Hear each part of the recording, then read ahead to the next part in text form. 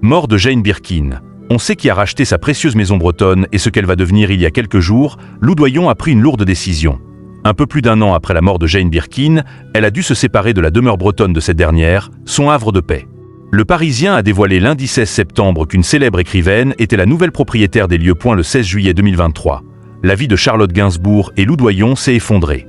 Leur mère Jane Birkin, très affaiblie par un AVC survenu quelques années plus tôt, s'est éteinte à l'âge de 76 ans.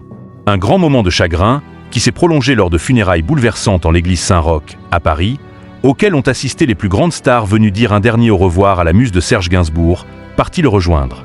1 an plus tard, la douleur est toujours vive dans la famille de la chanteuse, notamment chez sa fille Loudoyon.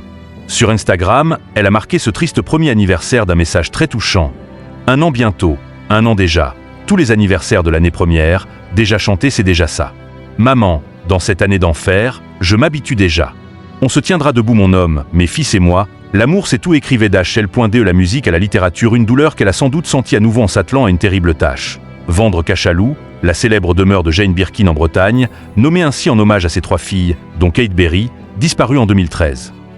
Le 13 septembre dernier, France Dimanche révélait que la grande propriété de 460 mètres carrés, avec au total 14 pièces, 9 chambres et un terrain de 6000 mètres carrés, avait trouvé preneur.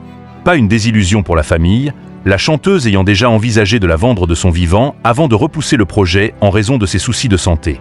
Mais restait encore à savoir qui avait eu la chance de faire l'acquisition de la propriété située à Lagnilis près de Brest.